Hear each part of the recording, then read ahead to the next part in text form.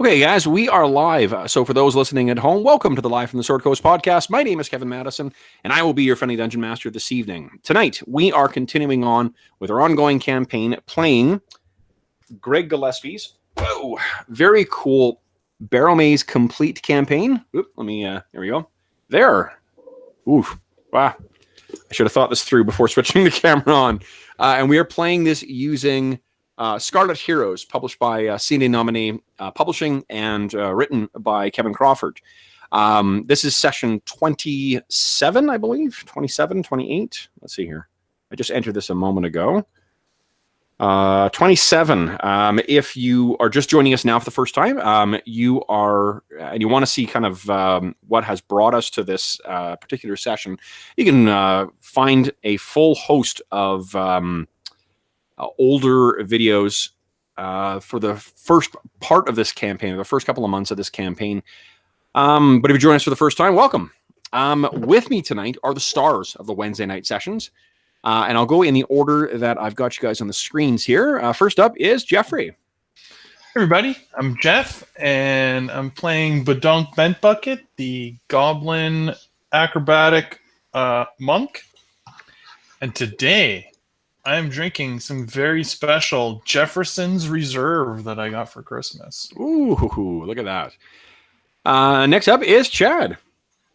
Hey everyone, I'm playing Rowan Star's Horse, a half-orc sorcerer with the demonic bloodline, and I am drinking, trying to finish the last of my bottle of Writer's Tears Irish whiskey. Writer's Tears. Oh, that's great. And last but not least is Dave. Hey everybody, I'm playing Wes Littlefoot, Halfling Ranger, and I'll be drinking some water with lemon tonight. Ooh. I'm such a party animal. You're joining my party scene. Wild water and lemon juice and herb tea. Woohoo! So, where we left our heroes, I believe was you guys had made another expedition to the Barrowmaze. And what else happened last session? So I think all three of you were there last session. I just don't really remember. We were. We fought some skeletons, I think, and got into the Barrowmaze.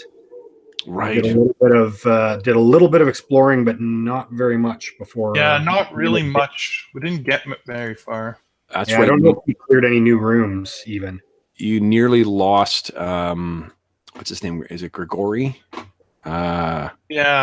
Gerlich? Yeah, you nearly lost Gerlich to that Skelly from the beginning of the entrance. Yeah, something, didn't it? Yeah, there was something that suddenly seized back to life and nearly killed him. So I'm just messing around with your tokens here. Jeff, what is Scourg's not Scourg? What is Badonk's hit points right now? It's 14, isn't it? Oh, is it? What's his current at level 4?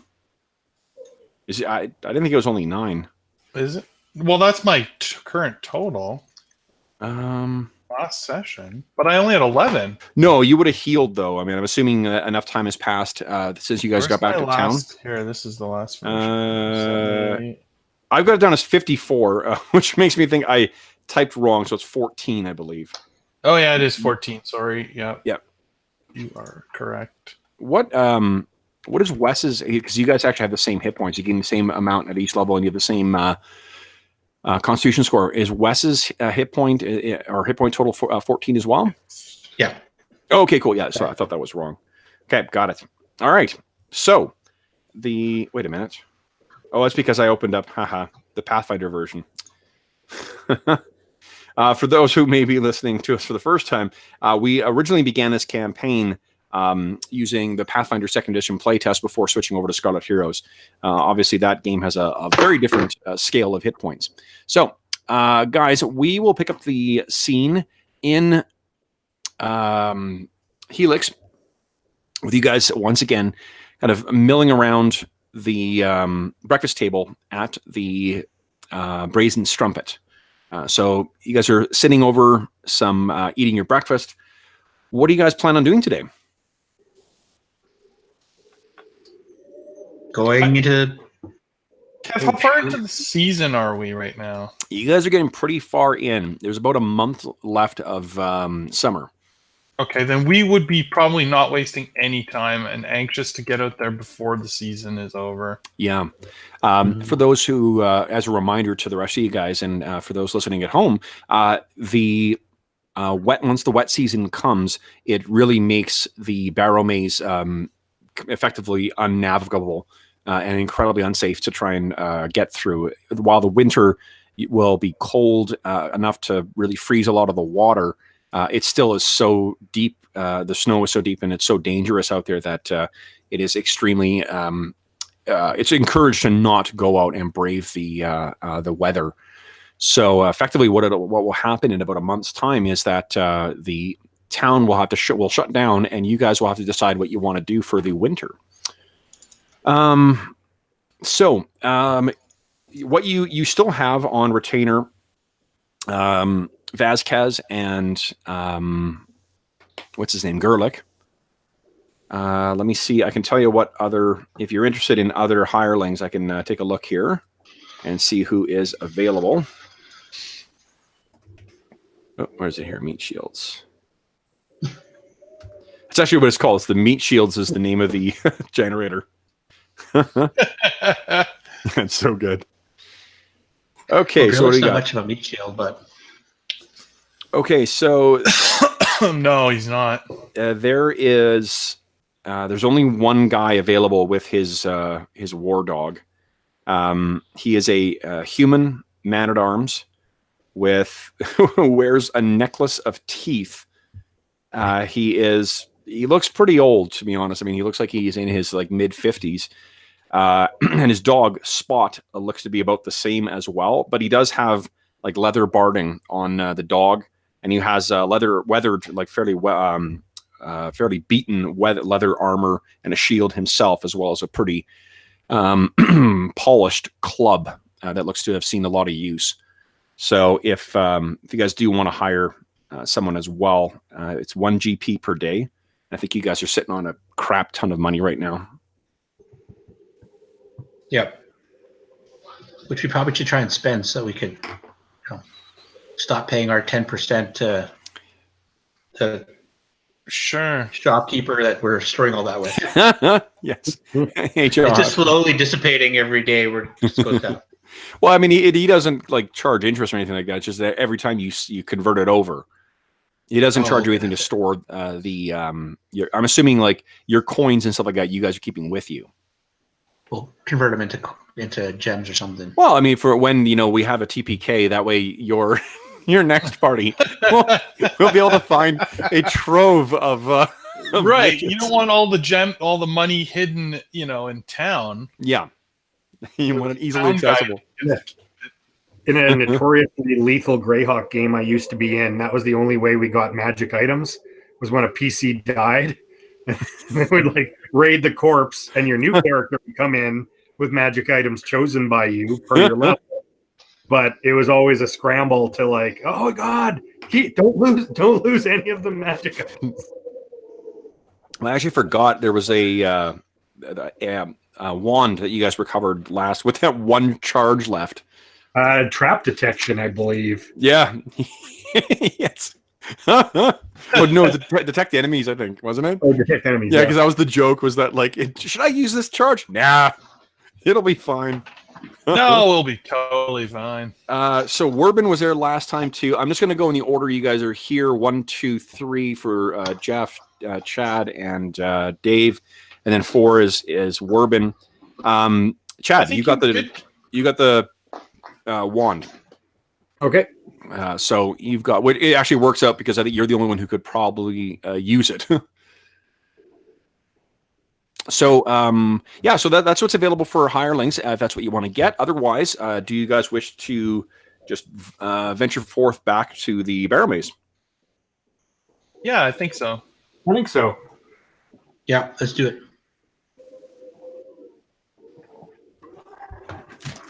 Okay. Let me take a look here. All right.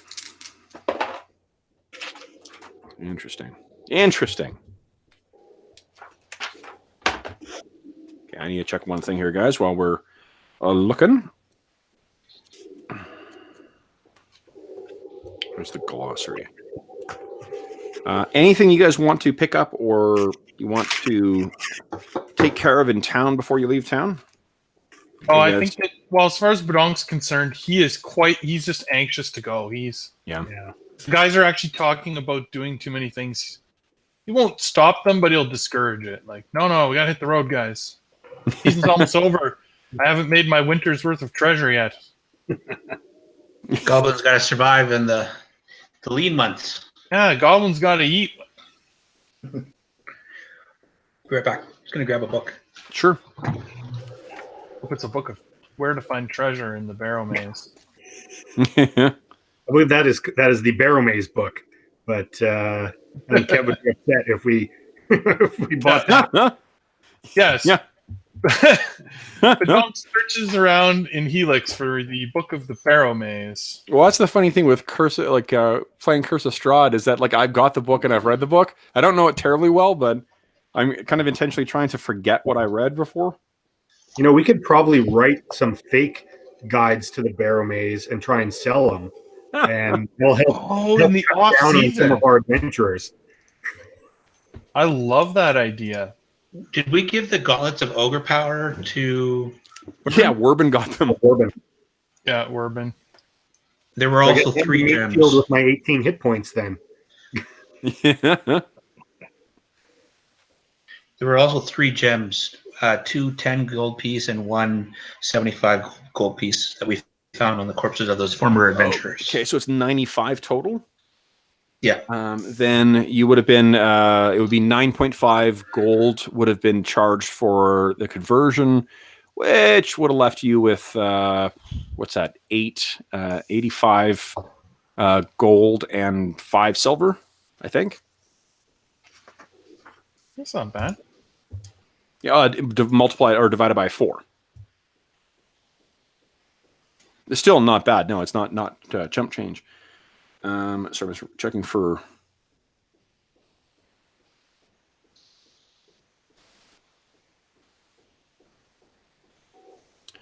Sorry, I should have. Ooh, I can hear the wind now. Awesome.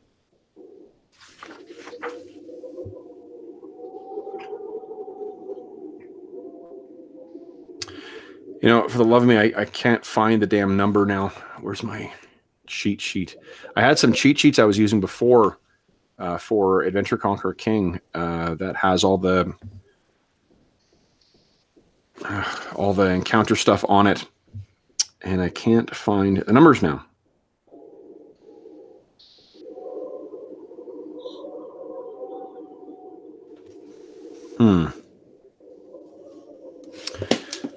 Well, okay.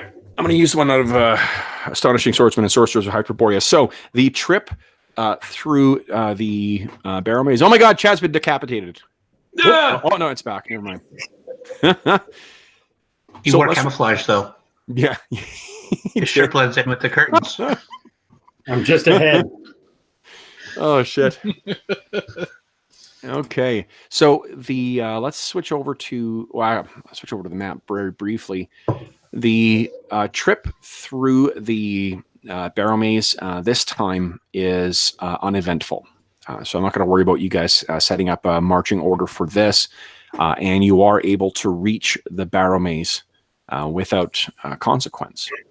Now, what you see, of course, as you approach. Oh, hold on, you actually got to approach the Barrowmaze first. So let's go to Barrowmaze map and let's see what happens. So let's remind ourselves what we see. Oh, there's the donk. Put you back to square one. Now let's take a look again at what the Barrow Mounds look like, guys. Oops, loading very slowly. So there we go. So this is what you see stretched before you is and wreathed in thick white mist There are, of course, no mountains in the background, but otherwise, this accurately reflects kind of what the scenery is like. Jeff, you have control over your character. Would you kindly move yourself 4 squares? We're on. Oh, I was Do I have you on the map? No, I'm just. It's tiny. It's because of my monitor. Okay. Okay, we're going this way again. 1, 2, 3, 4. Yep, going like that diagonally. Okay. Now, I'll switch us to. Let's see here. Let's try and avoid that harpy nest too. Yeah. Holy shit! 17 harpies. That would have been unfortunate. Thankfully, we weren't enough XP for them to bother with. I think you guys just managed to outrun them. Was the thing? Yeah, we ran away. Corbin barely made it because he wanted to do something before he started running. He tried casting. What do you call it? I'll cast Obscuring Mist, guys. He's got the tiniest legs of all of you too. That's right. We had a near repeat of Sir Albus. God. Okay, so Sir Albus. All right. So what you guys encounter is I'm gonna swap us over with the ye old tactical map here. And actually, I need to set up a better tactical map at some point. Okay, so Wurbin is not there, and you can ignore those zomboids down there. But starting from top to bottom, if you guys could organize or orient yourself in front marching order and then back. And then I know, Badunk, you're probably going to be kind of flanking kind off of on the side. side, yeah. I guess Wes, you're probably up front, eh? Yeah, are we... I'm looking at the... Gotta zoom out, maybe? Oh, there I am. Wes up front? Yeah.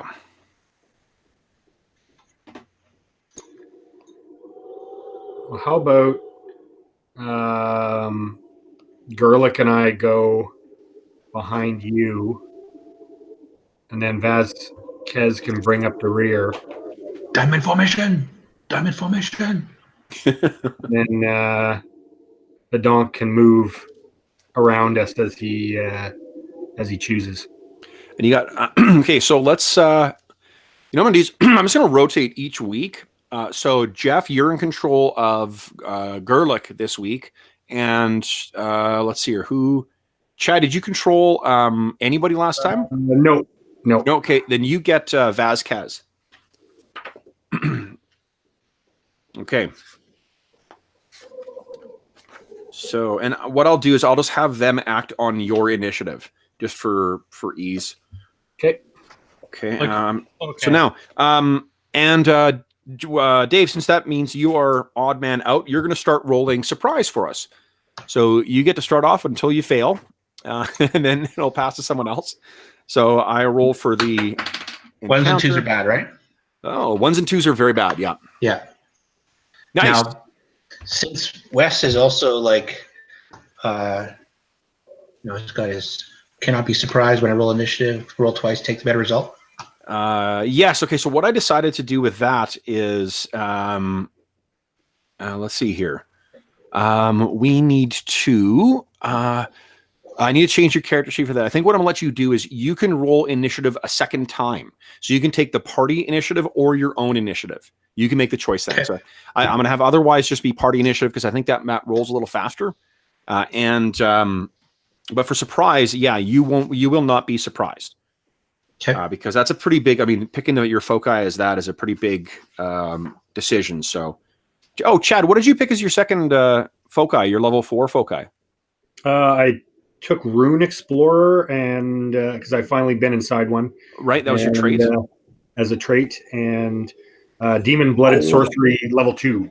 Yes, that's right.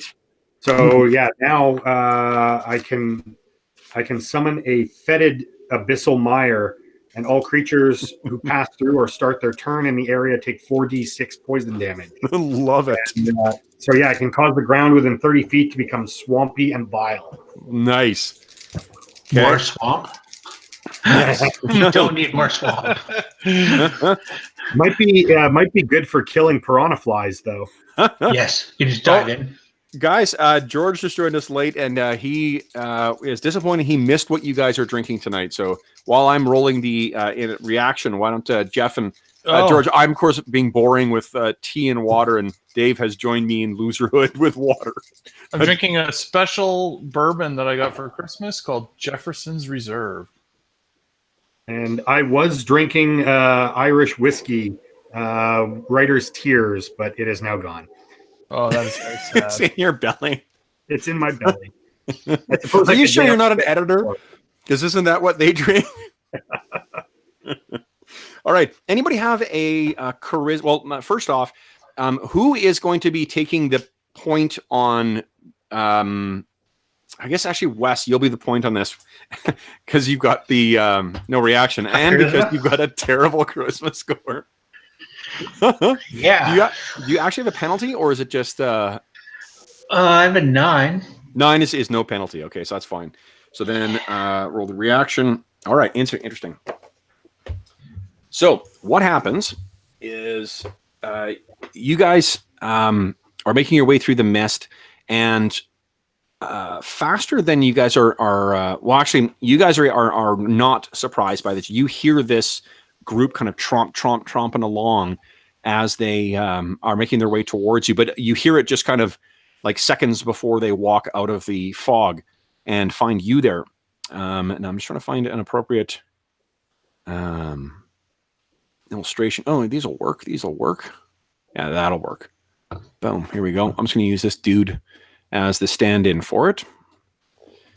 And I'll copy him. So I'm going to do, guys, I'm just going to move you down a smidge here so I can have room for the things you're encountering.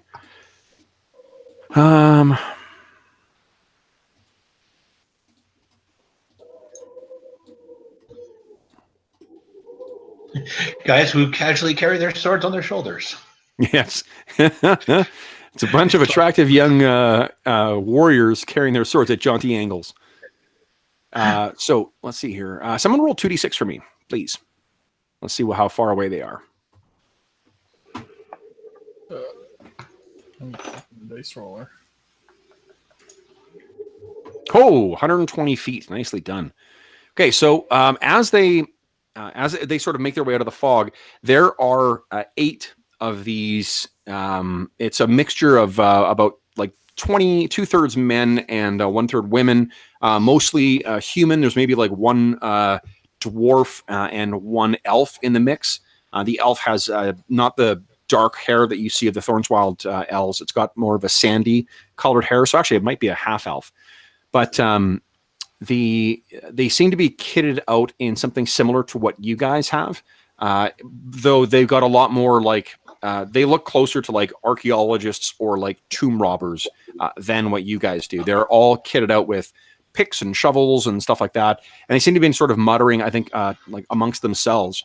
And as they sort of walk out and see you guys, they all sort of look over and their eyes all collectively get big. There's a guy closer to the front who seems to be their point man, and he looks down at you, Wes. I'm assuming you've got your bow out and an arrow knocked, but not drawn, as is your custom.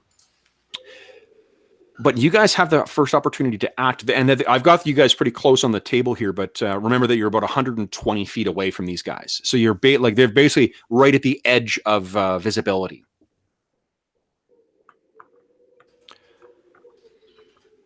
So I'll let you guys. You effectively have one whole round to act before these guys do. Okay, well, Wes gets a +4 attack bonus and triple damage if he catches them unsuspected. So, just kidding.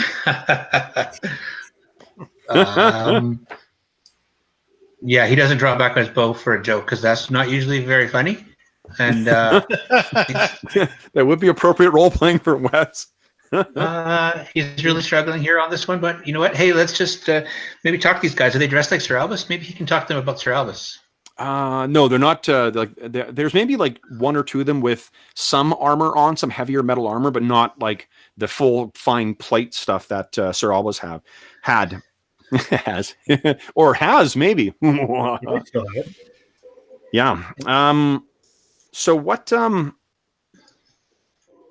Oh, actually, no. These guys are kitted out fairly well.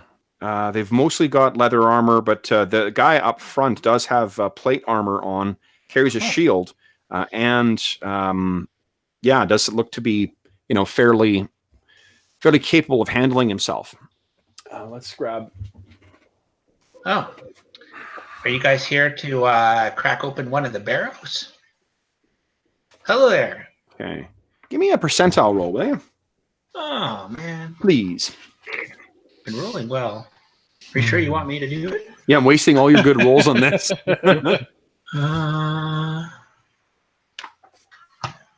All right.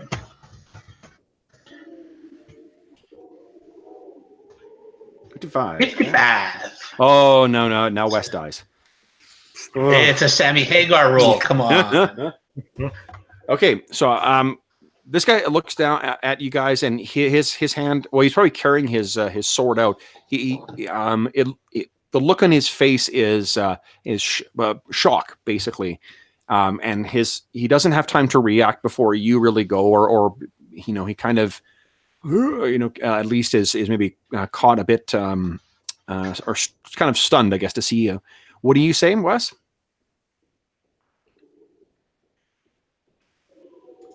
There, and then all of a sudden, every word you said for about 10 seconds all came at once, and it was Wes, what do you say? I didn't catch what you said though. He has not moved. Like, they seem stunned. Oh, okay. Wes lowers his bow because they don't look hostile, and gives them a wave and says, "Hey guys, how's it going? Are you exploring the barrels?" And I think what you actually say, just to reflect your charisma, is, "You got any treasure?" So, Roan Badonk, do you have anything to say? Badonk, I guess you're still hidden in the back. Maybe, yeah, I wouldn't necessarily have come out of hiding. Big, yet conspicuous orc definitely is visible. Yeah. I don't think Gerlich would speak for the party. Well, actually, Roan is the guy who is likely the most charming of all of you. So,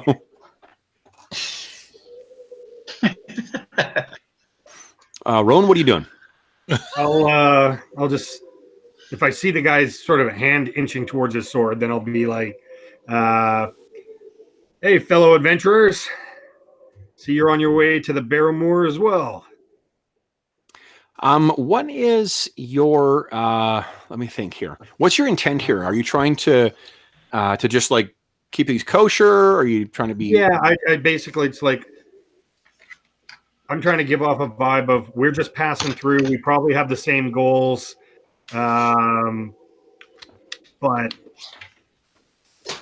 well met and farewell. Okay.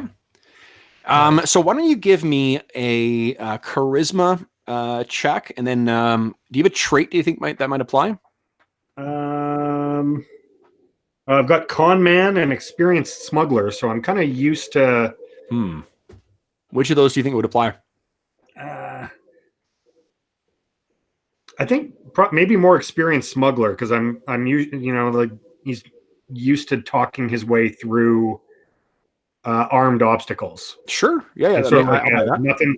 There's nothing for you here. Okay. Why don't you give me a charisma check? Yeah, and you can add your trait to that as well. Okay, so is that 2d8 then? Yes, please. Plus your charisma modifier, plus your trait.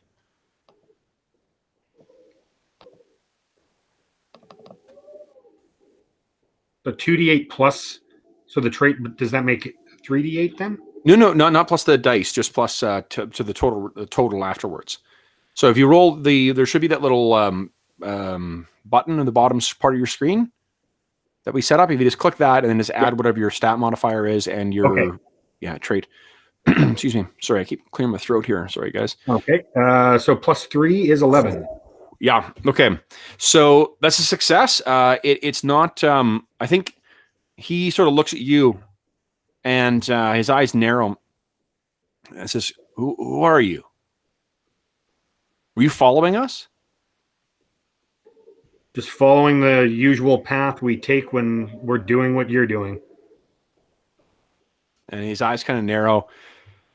They all have weapons out, but that's not unusual for, walking around. All of you guys, all who are martial characters, have their, their weapons out. Badonk, your wraps are not glowing. He says, he kind of looks at you and says, where is it you're headed? Just to the barrow mounds. Gonna hopefully find something new to dig up. We hear there's treasure in there. Yeah.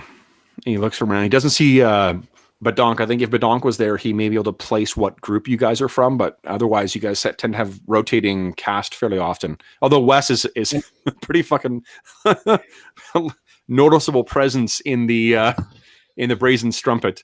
Yeah, and I would say that at this point of this season, Wes and Badonk have been pretty inseparable, so yeah. That may be a clue to them. I don't know. Okay. So these guys look down and says, well, we were planning on heading west.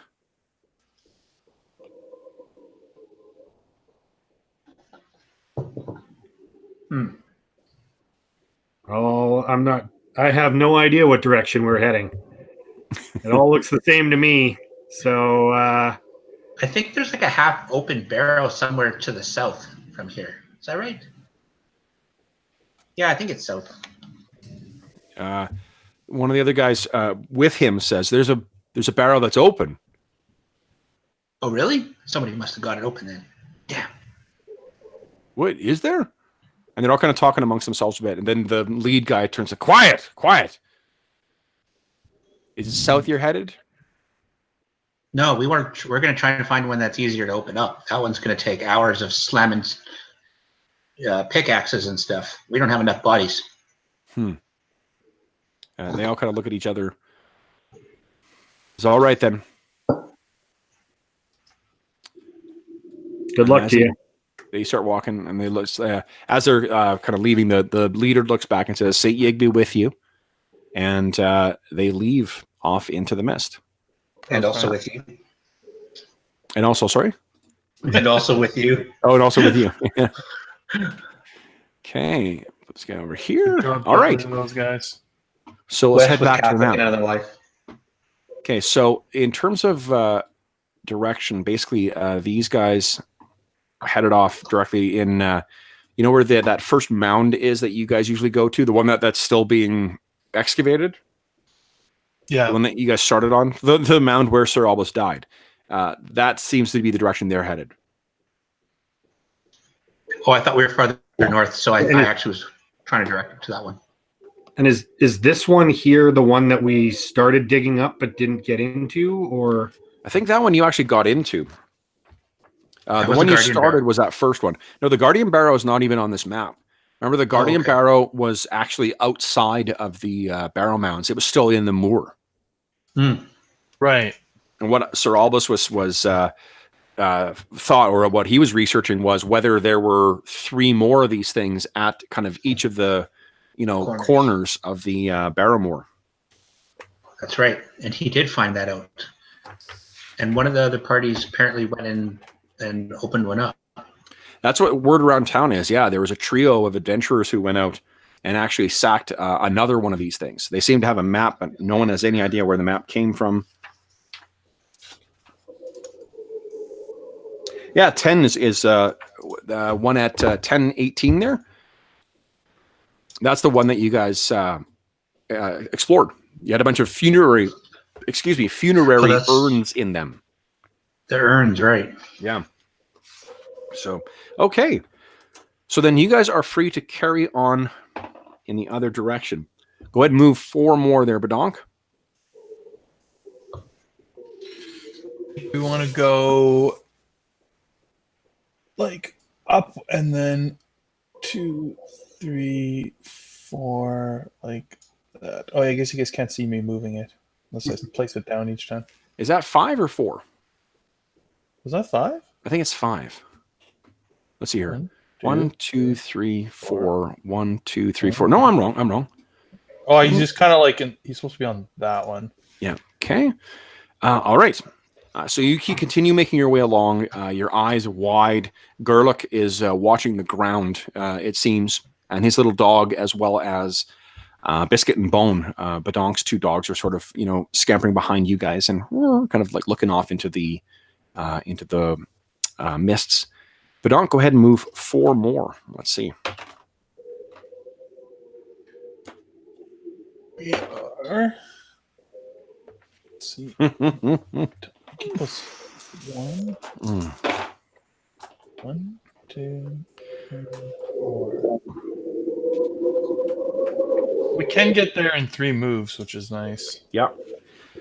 So as you guys are moving, I'm going to roll randomly and see what hex this occurs on. All right, so it's actually 1, 2, 3. So you're right here, I think, when this happens.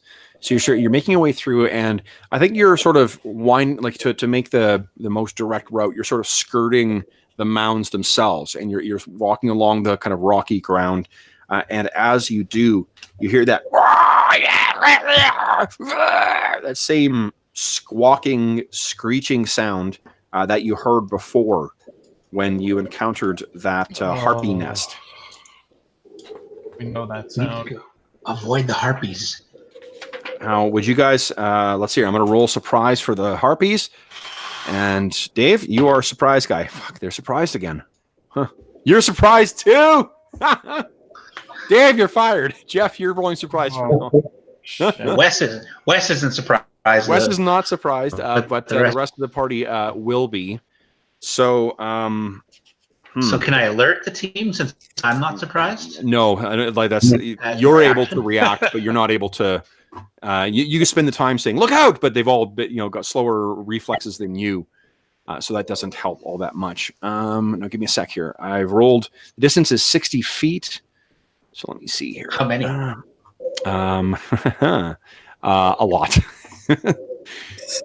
These things come in packs, so unfortunately, yeah, there's a lot of these guys. All right.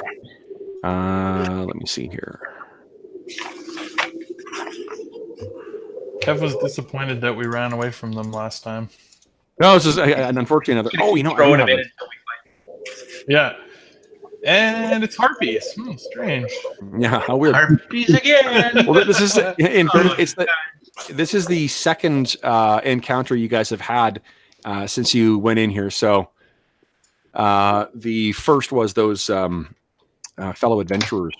Right. No, I know, Kev. I'm just teasing you. We wouldn't think that you would deliberately throw harpies in every single time we go to the Barrowmoor just because you wanted to use them. You know what? In other campaigns, I would totally do that. I'd be like, there's one fucking encounter. I'm going to roll dice to pretend that I'm doing anything, but it's the encounter I've already prepared. Right. Oh, what a surprise. You encountered precisely the thing that I said you were going to. Thing that I prepared for. Exactly. Yeah. Well, I mean, for games like Pathfinder and D&D 4th, you kind of have to do that or else the game is gonna go at a crawl. All right, so I rolled a random direction where they were as well too. So 1, 2. Let me think here. 1, 2. I should roll D12. That'd be simpler. Oh, huh. Okay. So they're pretty much where I've got them positioned here, guys. Oopsies. Where are you going? Harpies. And Wes, you are able to act before everyone else. And they're about 60 feet away from you guys. And they are airborne right now. And their wings beating. Now, they are not as lovely as these harpies that we see here, like the ones that you met in Serene, or the ones you saw in Serene, at least. These things are disgusting. Oh, let me move you over here. Boom. Maybe it would help if you guys were on the right map, eh? So that's where you see them. There are 9 of them. You see their forms coming flying through the air. And yeah, they are not pleasant looking. This is, so I can get my,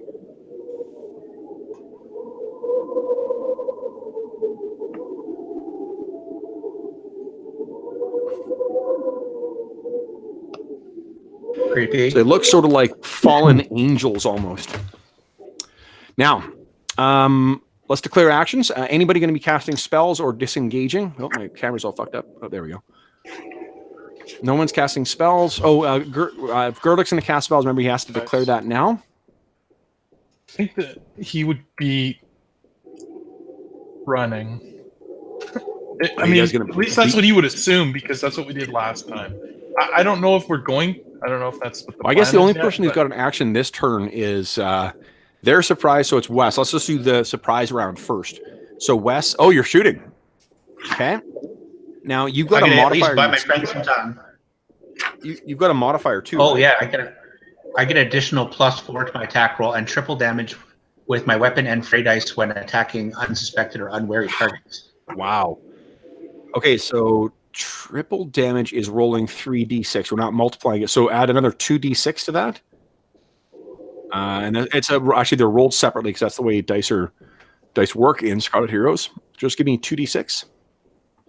Okay, so it's no damage and 1 damage, so that's 3 points of damage, which takes down one of them. So you arrow goes shooting out. The first one's down, and then 6. Nice, 2 points of damage. And does it triple your fray dice damage as well? Fray dice when attacking. Yes. So go ahead and roll two. Yes, please. 2 more. Is your fray dice a d6? I think so. Yeah, it is. Yeah. Okay, so it's another 3 points of damage. Awesome.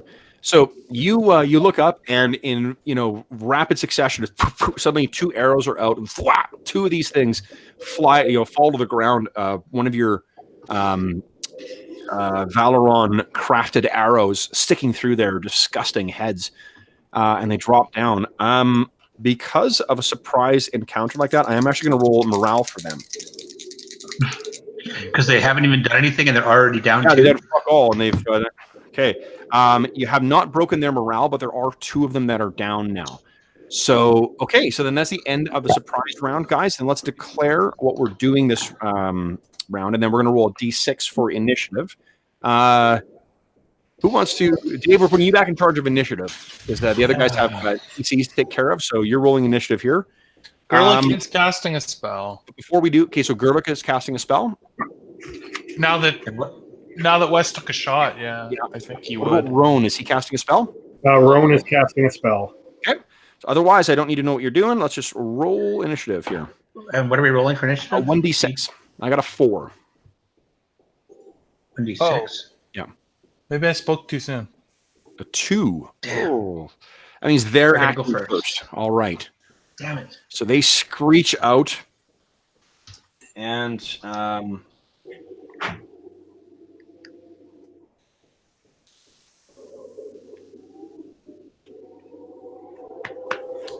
right. So only one of them is going to do this. One of them are pinwheels down and flies over you guys. Its movement is actually, it just takes you just to the edge of you guys.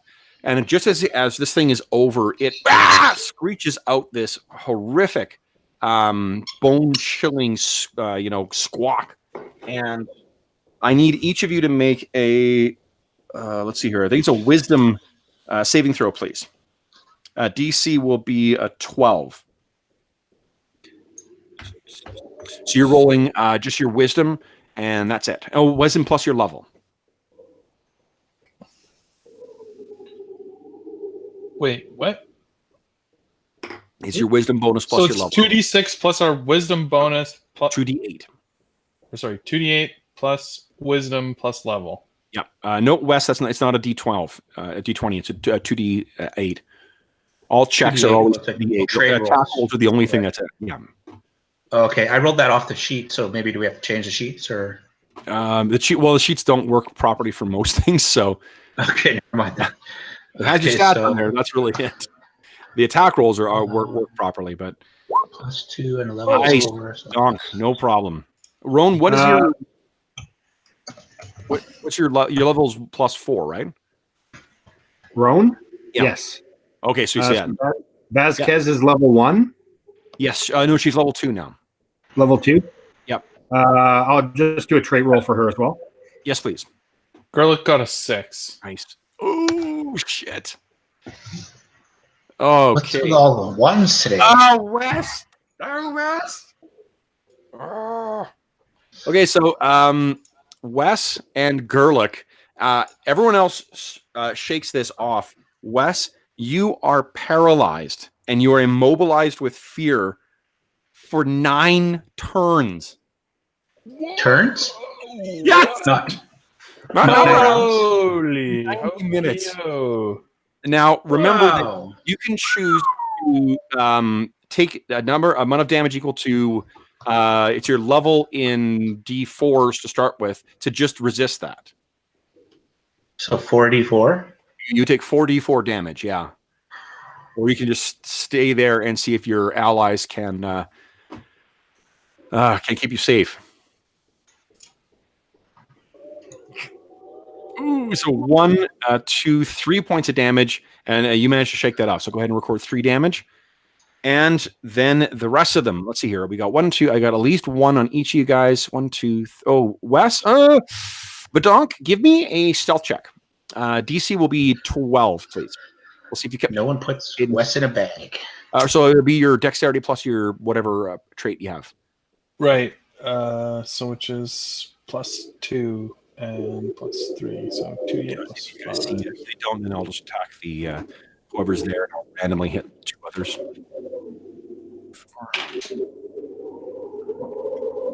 Oh, he wasn't very sneaky. Oh, shit. They see you.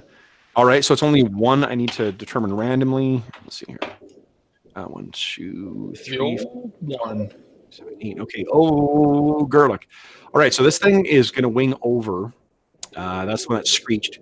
And then we've got 1, 2 on Wes. 1, 2 on Roan. Oh, no, that's sorry. What am I doing here? There's only 2 on, 1 on each of you, and then a second on Gerlich, and he's immobilized, unfortunately, so he's going to be easier to hit. All right, so let's go through. Wes, you've got 1 on you, which is 3 attack. What's your armor class? Wes is 4. 4, okay. So miss. All right, so even in your fear, I think like gut instinct is taking on, and you're able to sort of keep yourself out of this thing's attacks. Each of them seem to be carrying some kind of like crude, gnawed femur that they're using as a rough club. Rowan, what's your AC? 9. 9. Oh man. No, sorry, it's 8. 8. Okay. Huge difference. All right. So this thing comes down and tries to hit you with all of its, it's a flurry of claws and bone and wings. It actually only manages to tag you with one of its claws, and you take 1 point of damage as it's, and you can't help but worry about potential infection at this point. Against Gerlich, oh boy, he's effectively flat-footed, so he, I believe, has a 9 as well. That's 1, 2. The flat-footed wizard's armor class is only 1 worse than Rome. Yeah. He takes 3 points of damage from the first that's kind of tearing at him. And then actually the second one doesn't hit him at all. So even though because he only has 4 hit points. Yeah, he's not got a lot. Okay, against Vasquez. Let's see here. Blue will be the club. Vaz is only hit with 1. Vaz takes no damage though. She manages to get that keep that halberd in the way and bat this thing aside. And then last, Badonk, what is your AC? My AC. Oh wait, I don't know if I trust what this sheet says now. 2? I think it's a 2. Yeah. I'm gonna. Oh, that is right. Okay. Okay. Okay. So actually, only the club connects with you. Boom, and you're hit for 1 point of damage. All right, guys. So now, Wick, you were hit. So unfortunately, you took no damage though, right? I took 1 point. Oh, you took 1 point. Okay, so your spell is unfortunately spoiled. You could take that same. You could do the same kind of like extra effort thing that Wes did, and take 4d4 points of damage to avoid that. But then what happens is the next time you try and do that, it becomes 4d6 and then 4d8, right. And that scales up when you hit a level. So, do you just want to lose the spell, or do you want to do that? I will take the. I'll do the 4d4. Okay, go ahead and roll 4d4. See what happens. Holy shit, girl looks almost dead. Hey, good roll. Girl. Good trade-off. Okay, so you can complete your spell. All right, so guys, it's your turn. 2 points of damage? 2 points. That's right, yeah. Now, who would like... Okay, there's 2 ways we can do this, guys, and really, I'm not fussed because you guys can just act on your own. Do you want to go in order of dexterity? Do you want to just choose your order? How do you guys want to handle it for your turn? I mean, previously we've just First ones to go. The only because all bad guys have already gone, so I'm not concerned about the order of like spells first or anything like that. So who wants to go first? I'll go, I guess. Okay. I am casting Spiritual Weapon. Yep. Which for me it takes the shape of a giant demonic maw, and it's gonna chomp on one of the harpies. Awesome. And how much damage does that do? It's 1d6 plus 1 per 3 caster levels, so I guess plus 1. Hold on, they actually might do. Let me just double check here in Scarlet Heroes. Some of the spells they scale up to make them a little more effective. Is that a 2nd level spell? It is.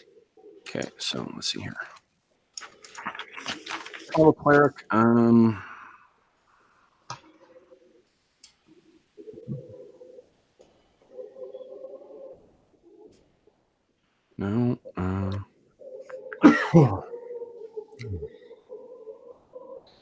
No, ignore me. Okay. Okay. Okay, so go ahead and roll damage. All right. Oh, wait, does it have to roll an attack or not? No, I do have to roll an attack. Okay, so then the attack will be your level plus your attack. Oh, no, it's your attack bonus plus your spellcasting trait. So that is... It's the same it would be for your cantrip. Okay. So it's a d20 plus 4 then? Yep. And their AC is a 5.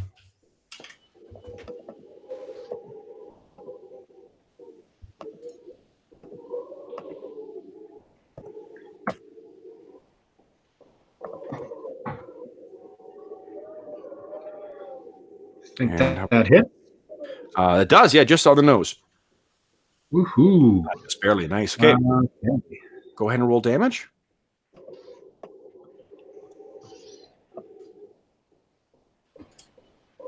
Six points.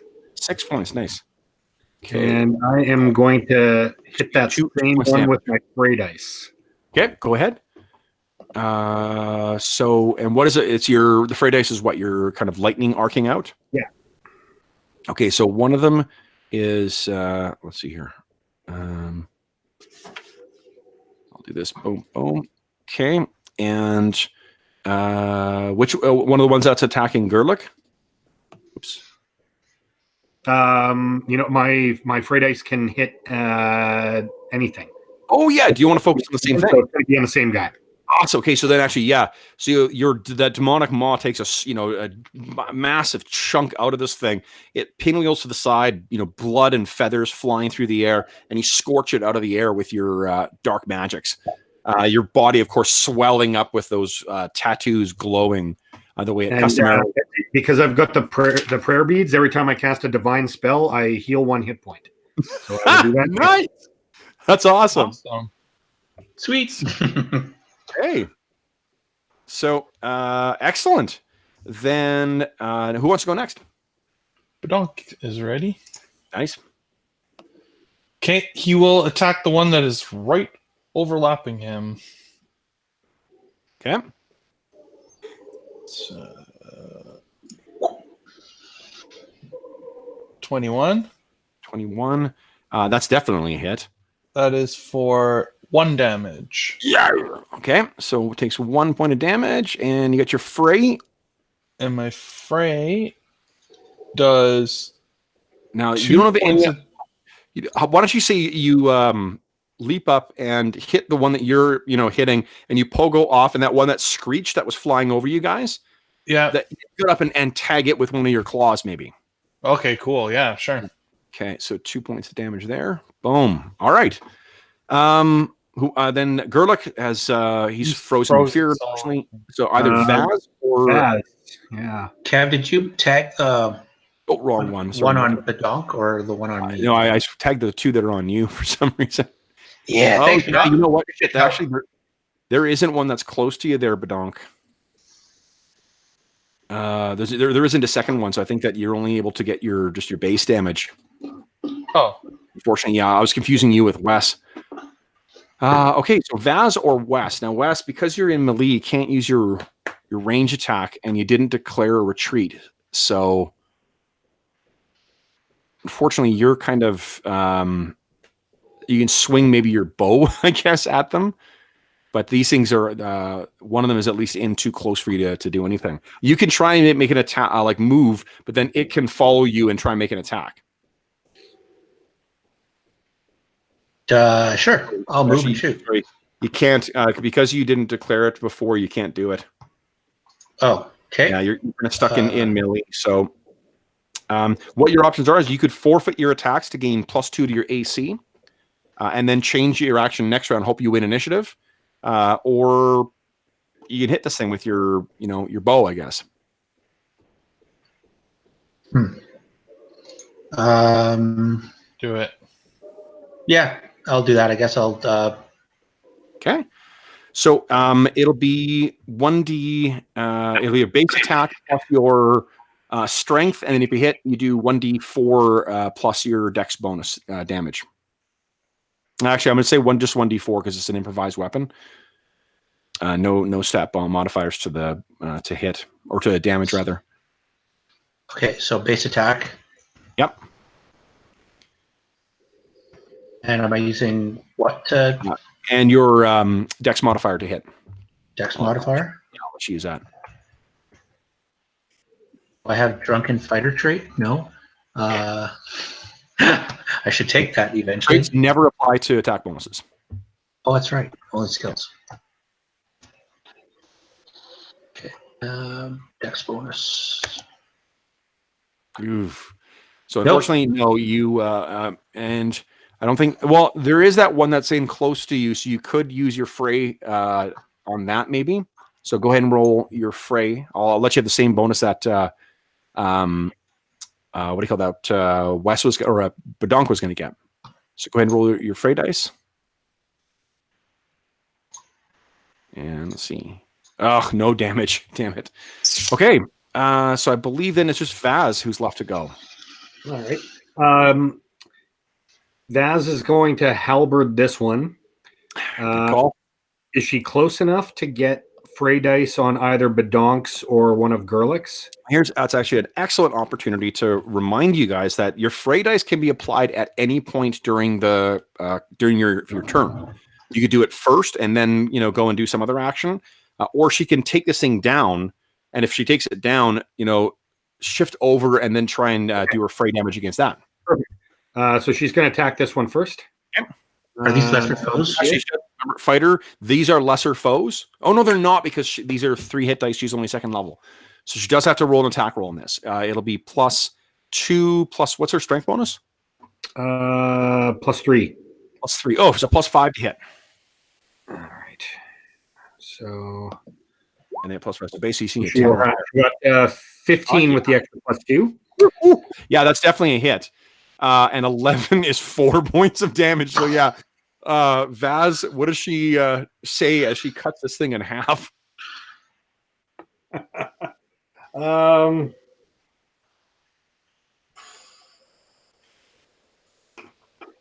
I don't know. Let's rock. The lowest hanging fruit. Okay, and actually, you know what? She can't apply her fray dice because this is not a lesser foe. Right. So Okay, so that's the end of the turn, guys. Oh. Now, Morale. yeah, right. 1, 2, 3, 4, 5. There's still 5 of them.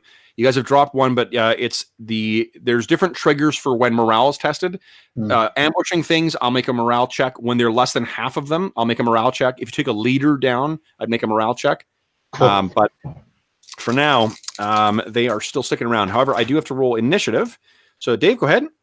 But my initiatives are terrible. I'm not rolling initiative. I'm rolling something else. That didn't work. Oh, fuck. I forgot to ask if anyone was casting spells.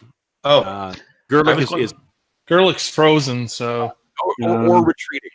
So, Wes, were you intending to try and get at a better range or what? Yeah, I was going to try and move out of melee and then shoot. Okay, so then that's what you'll do. Well, I don't think you can...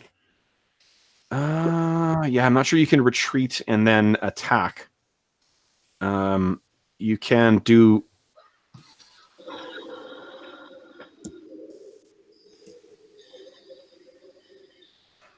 Attack the opponent. Where do those house rules go?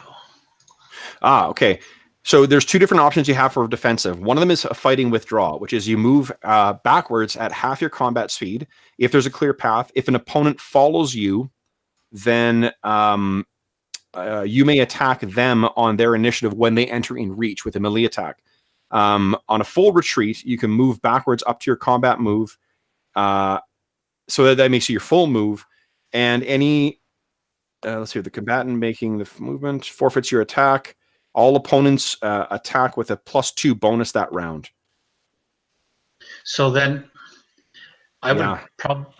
Why would I keep my bow out then? It makes no sense to knowing those are the options. I would probably put it away and just pull out a melee weapon or something.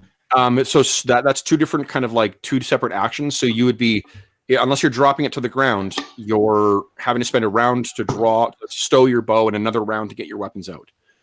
But if I'm using a single-handed melee weapon, can I not just pull a melee weapon instead of pulling an arrow? Yeah, and you could keep the well, you'd have to drop the arrow because you still have an arrow knocked, I think.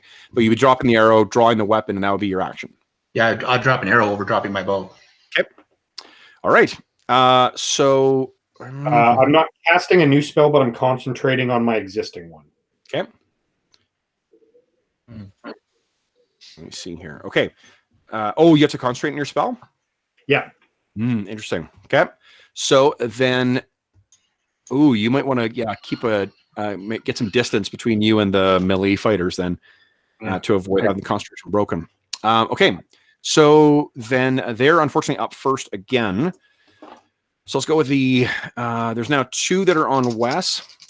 The first lot only hits once with the bone. So this again, it's still like flapping its way, kind of hovering around and dancing off of you as it scratches at you.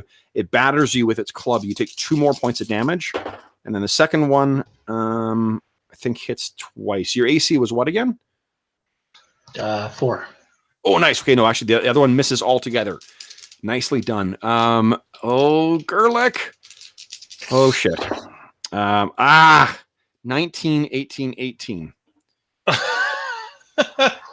They eat Gerlich. Yep. Let's see here. So that's 4 points of damage. Is he down? He is. Had 1 hit point, yeah. Okay. So then the other one is going to leap down and sink its claws into like his robe and the flesh on him and begin to beat her wings and carry him up in the air. He's only aloft right now by about like 3 feet. So he's still like plenty of space for you guys to jump on and try and wrestle it back. But they seem quite intent. And actually, you can horribly make out in common some language that's, or at least one word that is making its way through the cause right now. Mine. And it's these 2 over here that seem to be squawking over that. Now the one fighting you, Badonk. Let's see what it's going to do. It's going to try and completely fucking miss you. So once again, it's a flurry of claws and feathers and bone, but you are able to keep it at a distance. Your turn, guys. Who wants to go first? I want to back up. Okay. Good call. Okay. So you can go. What's your movement? Like 50 or 60? 40. 40? Okay. Well, I guess we're outside, so technically it's 120, but whatever. Yeah. I am going to back up a bit, and then I'm going to use the spiritual maw on the one that's trying to run off with our boy. That sounds good. And we'll see what happens. Okay. So go ahead. It's, what do you have? +5 to hit, I think he said. Yes. Okay. And so he needs a 10 or higher to hit this thing. Whammy. Oh, no. Well, fortunately, because there's no crits, there's no fumbles either. So there isn't anything horrible that happens from that. But, oh, shit. Unfortunately, you're moving it over, and you sort of snap underneath where, it flaps its wings, and that hideous maw snaps at him. You do have your fray dice, though. These are lesser. I'm going to get that same one with fray. Getting no damage. Oh, shit. This thing's dancing around. Lightning plays through the air. The demonic maw tries to get it. Nothing. Who wants to go next? Bedonk's ready. He will try to finish this one that's on top of him. Okay. Oh! That's a 20. Wes, I'm not going to worry about you spending an action to draw a weapon. That's fine. You can do that for free and attack. Does a 20 do anything in this game? No, I'm not. I'm not having crits go one way or the other. Oh, okay. So then it's just one more damage. One more damage, okay. And then, oh yeah, just one more. Okay, so you batter this thing. 2. Oopsies. There we go. All right. Oh god, dang it. Okay, and I think that's. Oh, Vaz. Vaz gets to go. What is Vaz going to do?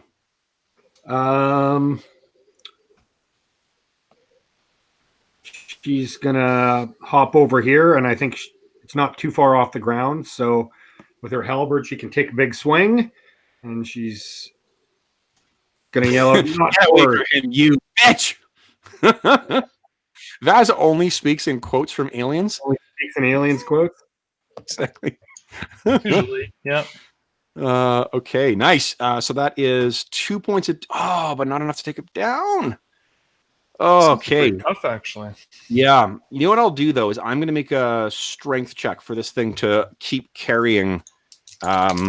What's his name? And he's a level. He's level 1, so it's be a DC 10. Let's see here. No, he draws. So at the very at least. Wait, did I do the damage to the right thing? No, I just applied the damage to Vaz. Sorry about that. Okay. I appreciate you guys. You guys are such good players by not pointing that out to me. Like, it's probably right. Okay, so this harpy screeches and drops him to the ground. Okay, is that Wes has yet to go? Yeah, Wes is going to smack one of those with the Warhammer +1. But he's not throwing it, so it would be only a +2 instead of a +4. Nice.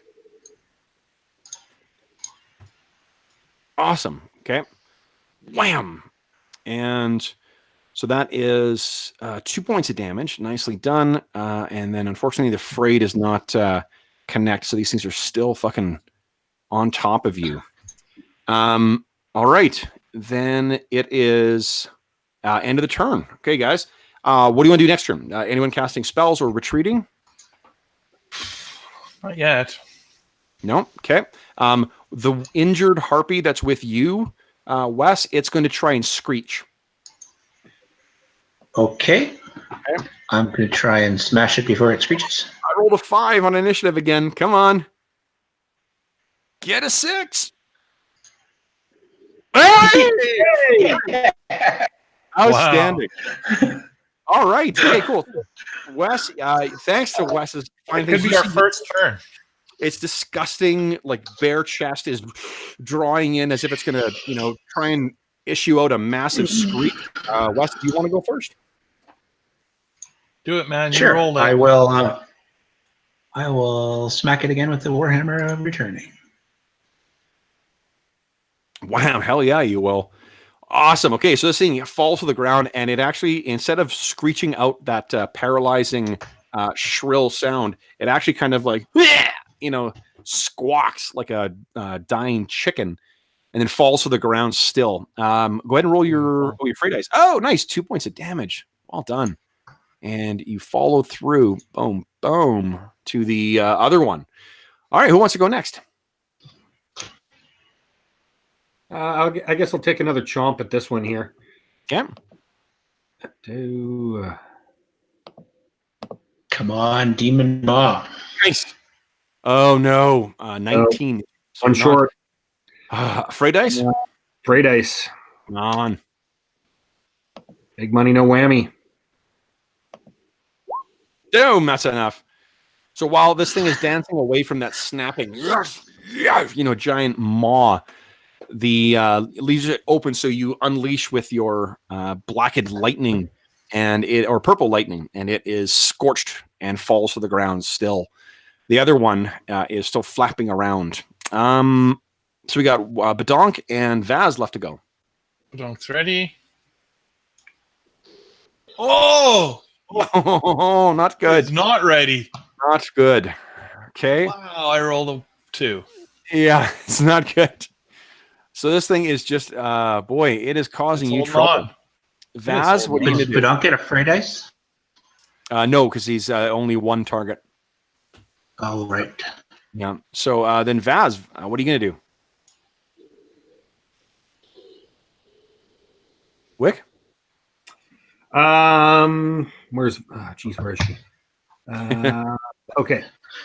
I guess she'll come and take a swing at this. Hey, Steve-O. I just saw Werbin show up. Yeah, he's here. Those gloves of ogre strength. Woohoo! Hello, Treasure. I mean, Werbin. Right. Am I in the fray? Vaz, okay, no, Vaz definitely hits 10. Oh, man, another fucking brutal strike. So that thing goes down. And then it is, okay, the last two are remaining. Now, they do have an action, but I do need to make a morale check for them. I heard you briefly there, Steve-O. Try talking again. Can you hear me? I can.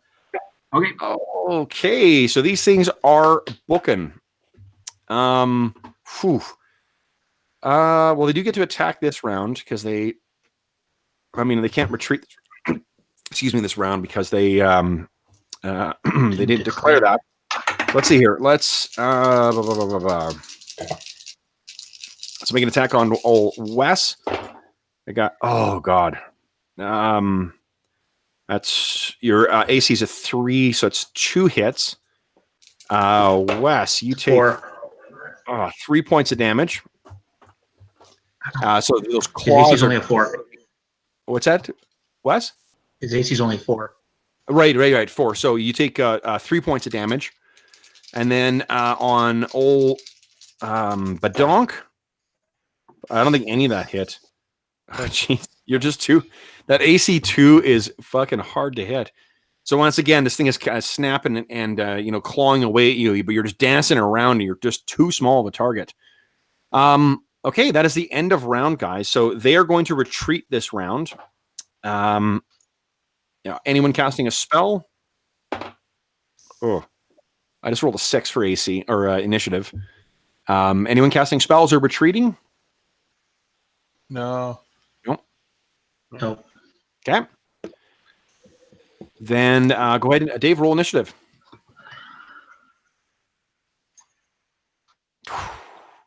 So they get to go first, which means they book off 120 feet. Off, trying to flee back towards their nest. I think you still have your bow, so it'll be a free action to drop that Warhammer. It's a returning Warhammer. So, So if you drop the returning warhammer, does it appear in your hand again? no, I'm thinking. I was just picturing like you dropping it. You reach back to grab your arrow, and then it reappears in your hand again. I think it's you get to will it when it comes back. So, otherwise, you would never be able to put it down. It's actually a cursed war. Yeah, that would be You try- hilarious. Once you've equipped That'd it be like- once, it's just yours. I'm gonna log that idea. So the next thing, It's like the cursed returning warhammer. You can never put it away. Yeah, So every time you try, put it in I'll have to the backpack that or should something. be a javelin or something. Something really in like the Jeff's favorite, the 10-foot pole. It's Yeah. the returning 10-foot pole. Oh my god, that would be hilarious. Okay, so let's see here. Then Wes, I think you're the only one who may conceivably be able to get a shot here. What's the range on your longbow? 50, 100, 150. It's a short bow. 150. Okay, so that means it is long range, which would be, let's see here, -4 to hit on the third range. So effectively, yeah. So then let's see here. What's your bonus to hit? That's +9. That's my normal bonus. So I'm, Okay, +9. Holy shit. Yeah, go ahead and make your attack roll.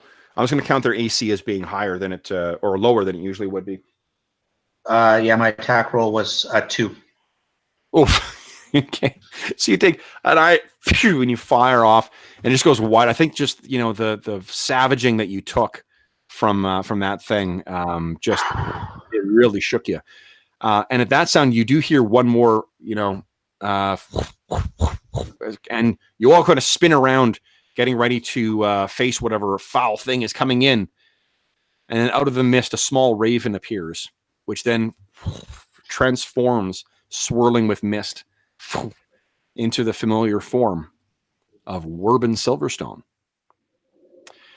So, he's speaking in character. All right, so those things seem to have been driven off. Your fellow Gerlich, though, is pretty messed up right now. Okay, we need to do a quick get out those gloves of healing and let's do some Yeah. patch this boy up. I Let me guess. see.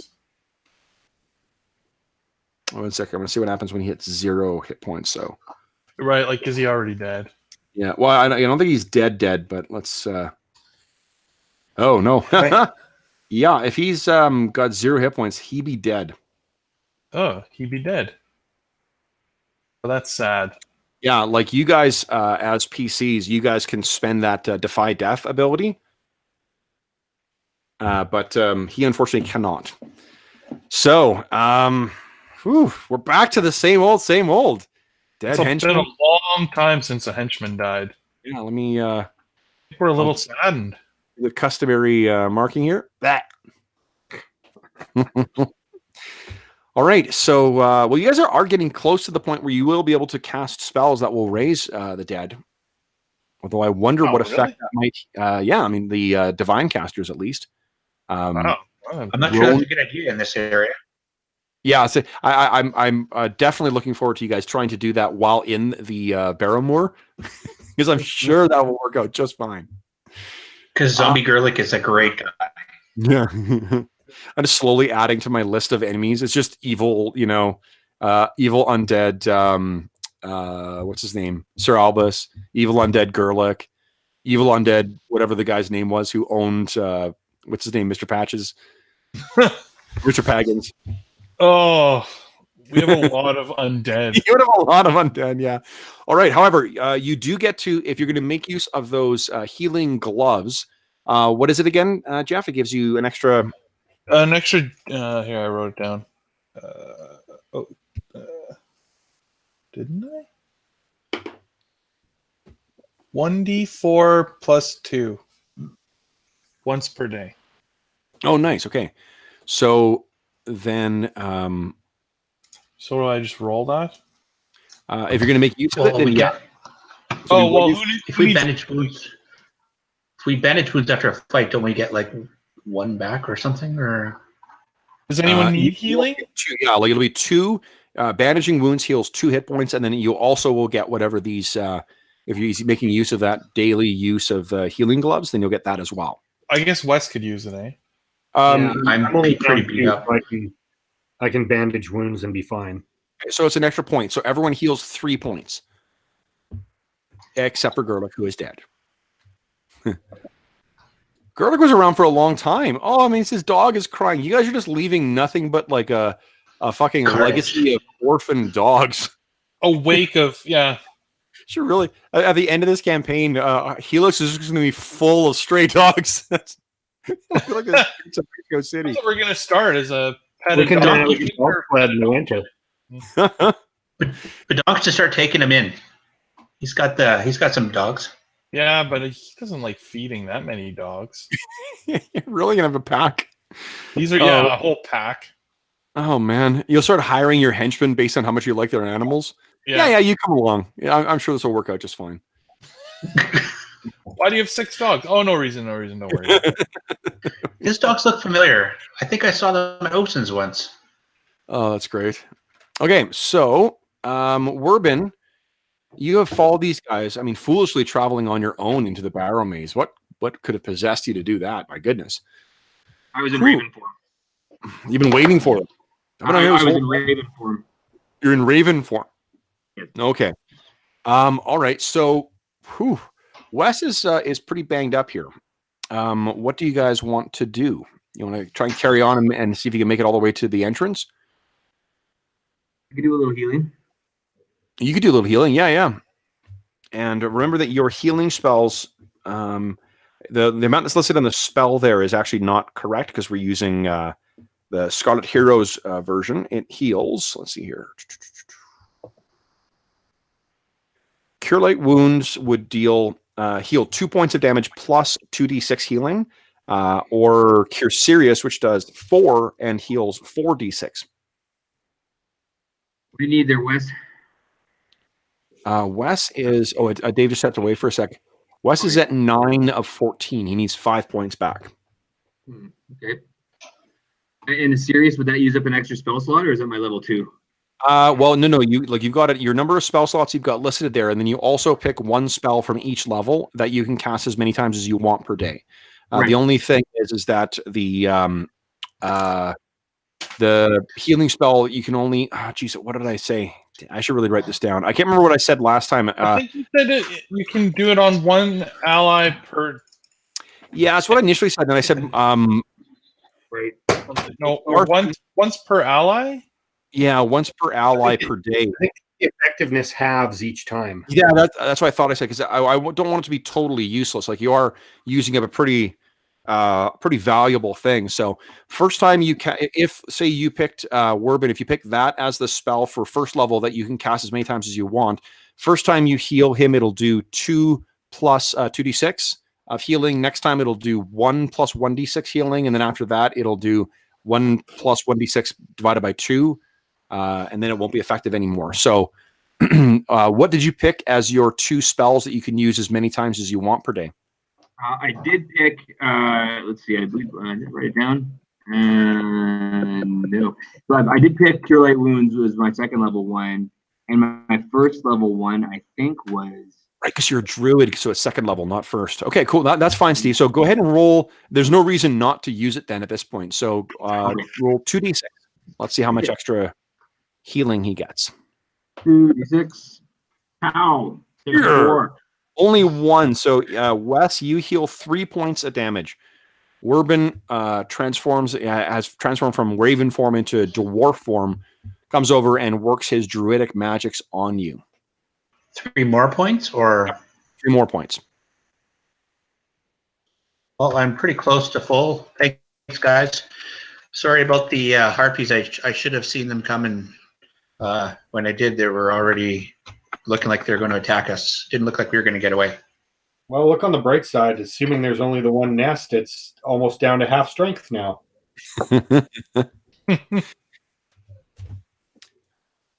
Oh, speaking of the nests, Wes, and actually, I think Badonk, you probably you think of this, and when you were there, you did see that there was 2 things that triggered in your mind. One, you remember seeing that nest, which was full of like bones and detritus and whatnot, and they did try and carry Gerlich off. Wonder if they got some stuff that they've got sitting in their nest from Ooh. people they've carried off. Yes, great idea, Wes. Might, Just thinking the might be same worth thing. might be worth trying to eliminate that threat. We Might could be also worth it. finish off the last couple if there's only a couple left, especially with Werbin's help now.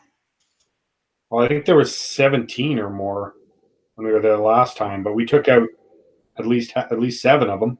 Mm-hmm. Yeah, and a couple are wounded. You want to try and So- track him? We could. There's probably a trail of blood from those 2 that are wounded and flying off.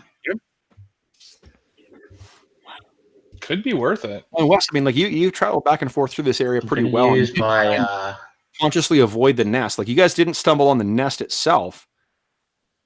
Now, here's what I'm going to let you do is apply your Nature Guardian ability, because you've got that foci that allows you to re-roll or to roll 3d8 and keep the 2 low or 2 highest, right? Oh, okay. So another 8. Yeah, so go ahead and nice. That's way better. So that's 8. What's your wisdom modifier? +2. That puts you to 10. And then what's your Nature Guardian trait? It's got 2 in it. 2 in it. Nice. Okay, so 12. Awesome. So yeah. So you guys, Wes, you're able to take the lead. What are you gonna do with Gerlich's body? That's a great question. We might not have a lot of time right now. Do we want to just? Are there even some rocks or something? If someone carries her halberd, she can carry his body. Even temporarily? Yeah. Roan's got a 13 strength, and Gerlich doesn't look very big, so I can probably carry him without dropping anything. Oh yeah, and then you toss him to the ground if you need to cast a spell. Yeah, exactly. I love that. It's taken us 27 sessions for us to become Weekend at Bernie's. Weekend at Barrowmaze. We're not animating his body and making him do I silly know. things. Yeah. Oh, Not Well, yet. not yet. Not yet.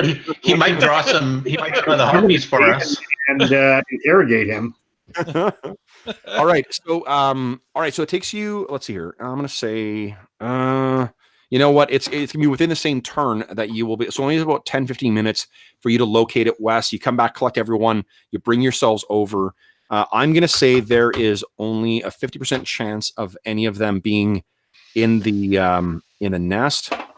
No, the nest is completely empty. Oh.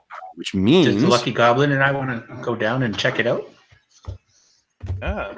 Sure. let me get my Roan Werbin and I can kind of stand watch and. Or do you want to send more than one person in? I'll check and see what the Well, I'd rather have my bow ready and watch the skies for the harpies coming back. Sure. Yeah. Okay. Let me scrap a scrap of paper here. And since Bless is my other spell that I can cast multiple times, I am going to. Oh, it won't help. Well, it might help if they get surprised. I'm going to cast it on them anyway. Okay. A +1 morale bonus and +1 on attack and damage while they're in rooting in the nest. Oh, nice. And isn't that it's got a pretty sinister look to it, doesn't it? It does. Yeah. I believe it was kind of like a halo of teeth. Nice. So when you call on that, you once again hear a call that to you sounds like it's both from in your head and a little further to the south from where you are, saying, "Yeah." That's enough out of you. Did he say that out loud? Yes. Vaz looks back at you and says, "What was that?" Nothing. Okay. Ooh.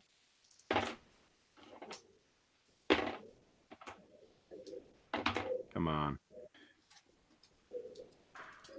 Okay. Let's roll on.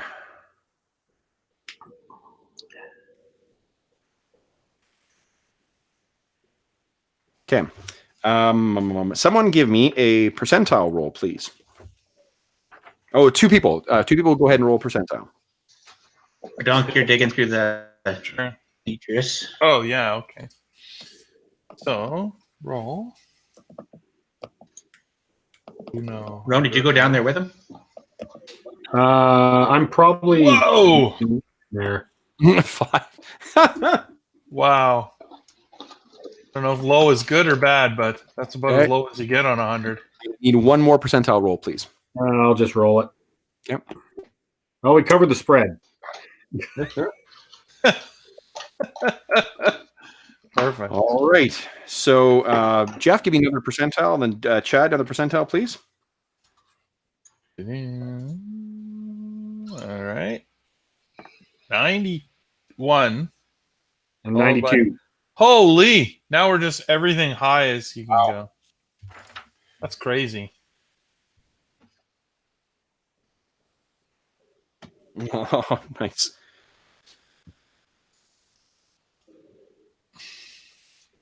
All right. So what you find, first off, the thing that you are somewhat surprised by, or surprised and frustrated, is after about 20 minutes of looking through the disgusting remains.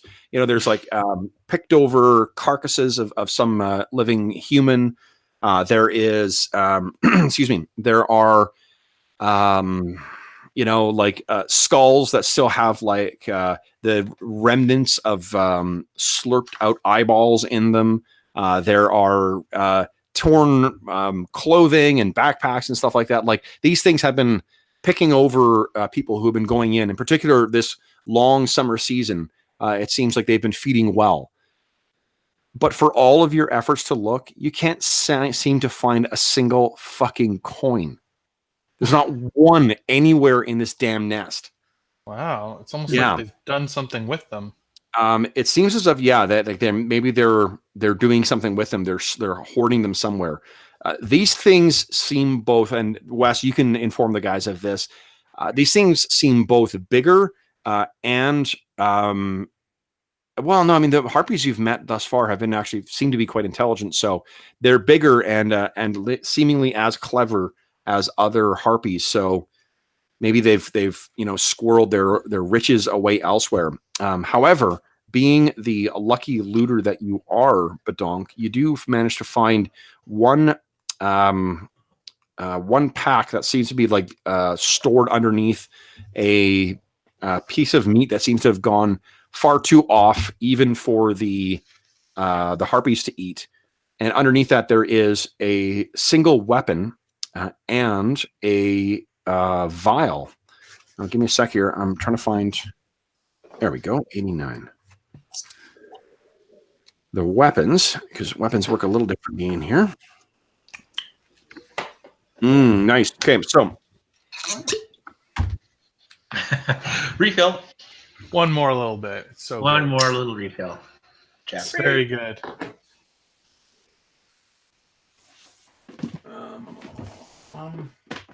There it is. Okay, so the first thing you find is the potion. And the potion is a potion of sweet water. I actually don't know what that does, so let's find out. Oh, you've got no one to fucking identify. Oh, no, you, Roan, do you have detect magic? I have detect magic, but I don't have identify. Oh, we're going to assume you guys will identify this shit at some point. So rather than waiting for that, so let's just get this. Where's the potions? Assuming we survived the way out. Yeah.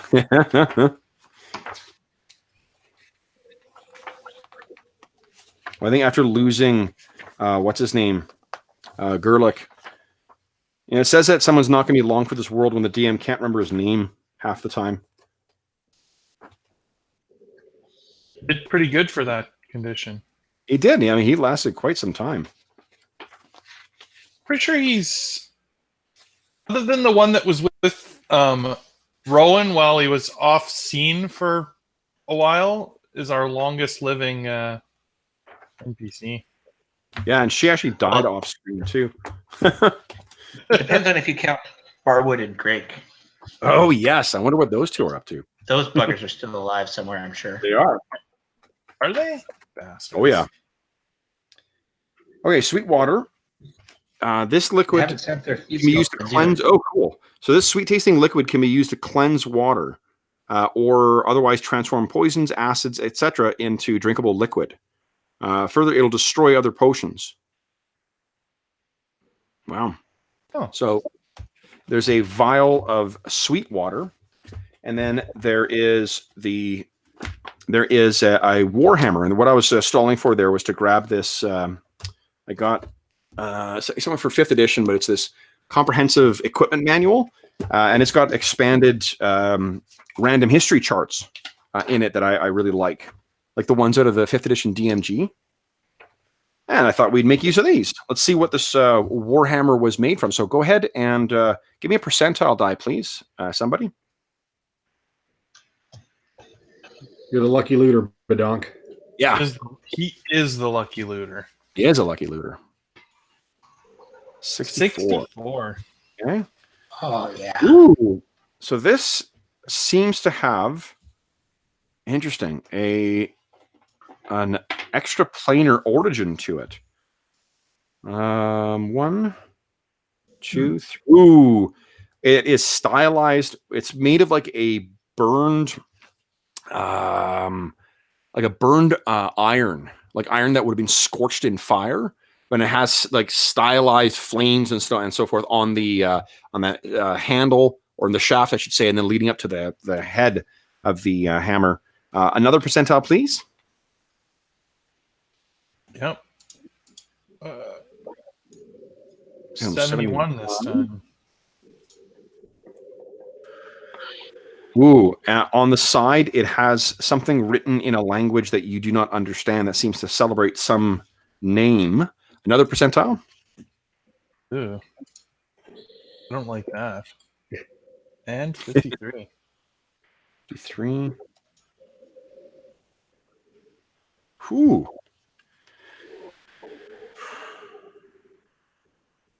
So, it has an ability called Sure Breath. So what this is let me see if this is the last thing I need to roll here. One more percentile, please. One more. The good one. 45. All right, here we go. 45.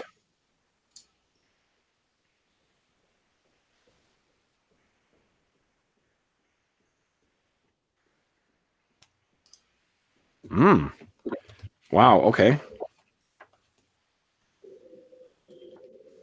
So, this thing has what it is a +1 warhammer. And the warhammer counts as a not as a light, as like a normal weapon. So it'll do 1d8 points of damage, unless it actually it says in my sheet here. How much does it do? I don't know. Let's see. Wes has one on his sheet. One-handed weapon, 1d8 damage, or the max for your class. So it says 1d8 +1 to hit, +1 damage. It also has 2 different abilities. One is Scourging. And what that is once per day, I can choose to have it add +1 to hit. So it's a way for once per day, it might lash out and try and hit a little better. Yeah. And once per day, you can, not once per day, but you can, now without raising the difficulty of your whatever defy death ability, you can take damage equal to your defy death to then, where is it here? To end a diseased condition on yourself. Oh, that's pretty cool.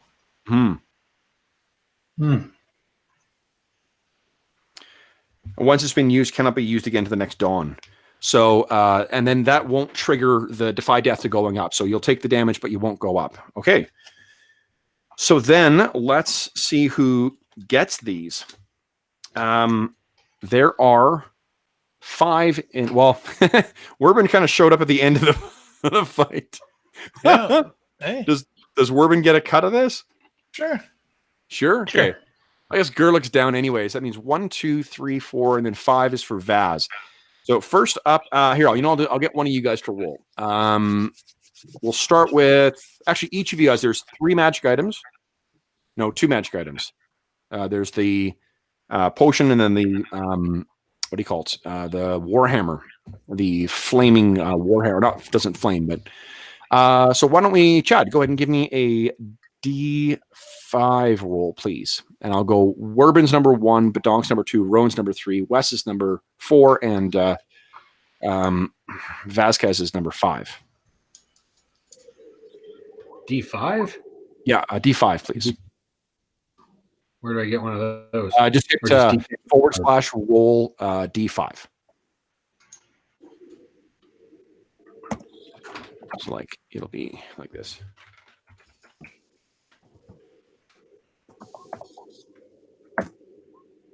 2. Badonk, you get. Oh, I didn't say which one is which. I'm going to roll odds and evens here. Evens, it's the potion.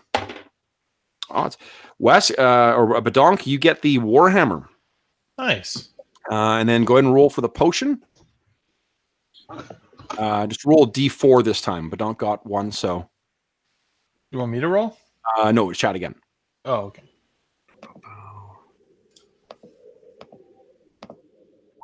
4. Oh, she does. So Vaz gets the potion of Sweetwater. Nice. Okay.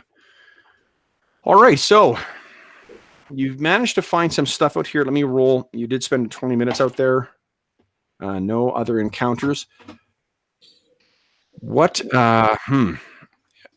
Gerlich, his corpse will be taking up a good chunk of your weight right now, and you guys did not plan to bring a travoy to sort of transport him back. So, do we want to put him in the nest and set it on fire? Bitches. I'm sure it's got a lot of dry twigs and branches and stuff. Well, surely we can string together a couple of 10-foot poles to. Badonk has a strict no 10-foot pole policy in his adventuring groups.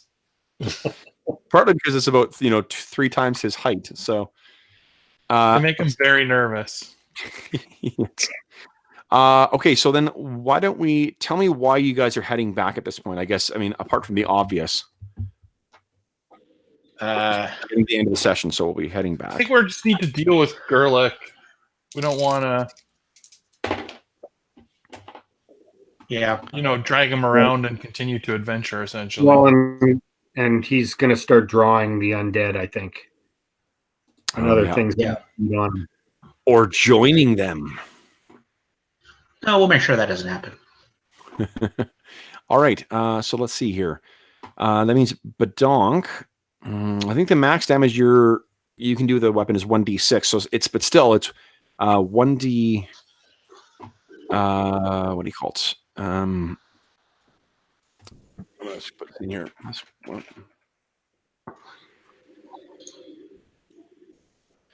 me think here. 1, 2, 3. What's your base attack, Badonk? Is it 2 or is it 3? Base attack? I think it's just a 2. Okay. 2.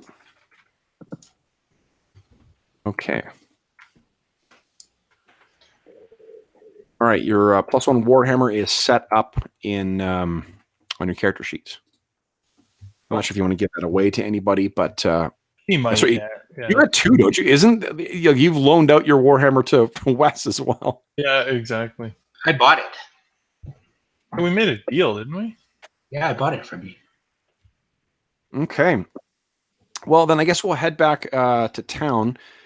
Gerlich, we hardly knew ye. Boom. You lasted 2, maybe 3 sessions.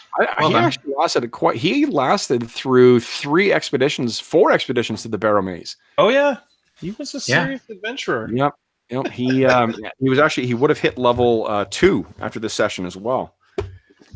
Good job, Dave. Now, while they did not survive, let's see here. Werbin, what level are you right now? 4, I think. Oh, okay. Yeah, level 4. Level 4. Okay, so I think so that means everybody is getting 1 XP tonight. Because everyone's at the same level. Everyone's at 4th level now, right? What about Vasquez? Vasquez gets 1 point as well. She's on her way to level 3. Let me see here. So Wes, I'm just going to update your character sheets right now before I forget. Because that is it. All right. Well, I guess that is it for the session tonight. A couple harpies dead and 1 henchman dead. I believe we're back into the swing of things. This feels like the Barrowmaze again. All right, one here. Whoa, Wes, you are getting close to level 5. My goodness. Okay. I think Badon's got to be up there too. You've got to be getting pretty close as well. Probably, yeah. Let's see here, and yeah, Werbin, you're 1. Oh my goodness, 1 off, or not Werbin, Badonk. You got 13 XP. You'll hit 5th level next session. Nice. Yeah. Well, that's great for the party too, because that means everyone else will get double XP when they adventure with you. Werbin, you are up to a whopping 11. And where are you? Roan. There we go. Roan is at a whopping 10 XP. So you're on your way. Okay, great. All right, guys. So let's. I'm going to drop out of the roll 20 thing here, and we'll do the outro. Boom. Outro incoming. All right. So for those listening at home, thanks so much for joining us for yet another expedition into the Barrowmaze. We hope you enjoyed this session. We unfortunately did not get quite to the Barrowmaze itself, but we did have... Oh, you encountered those tomb robbers as well, too. I forgot about those guys. Mm-hmm. So if you have... Those are pretty tough-looking tomb robbers. Yeah, it would have been interesting to see if you guys... what would have happened if you took them on. I can let you know. What I did do is I am using the random reaction and kind of just as a peek behind the screen of how the rules were working. They started off at neutral, so I rolled a random sort of starting reaction for them based on your charisma bonus or penalty, and then that was where their starting point was. And they started at neutral. Chad, yours actually improved them by 1, so they weren't going to, they weren't going to try and take advantage of you. If it looked like they was going to take advantage of you, they were going to give you the benefit of the doubt. So well done. Good. Chad Roan. Okay. But if anyone has any comments, questions, or concerns regarding the session, please don't hesitate to leave a comment in the comment section below, or you can reach me on Twitter at Dungeon Musings, or you can reach me on by email at dungeonmusings@gmail.com. Finally, so I'll mention as well, too, in 2019, I'll be continuing on with my podcast as well, cleverly titled Dungeon Musings as well. You can find that on all of your favorite or whatever your favorite podcast platform is, be it Stitcher or Podcatcher or Apple Podcasts or whatever. Finally, I want to thank my players. So Chad, Dave, Steve, Jeff, thanks so much for playing tonight. This was a lot of fun. 2019 is now off to an official start that we've got some polyhedrals rolling and we've killed a henchman. So the Barrowmaze is back, baby. Oh my goodness. Otherwise, guys, I will see you guys again sometime very soon. And for those listening at home, thanks for watching and happy gaming.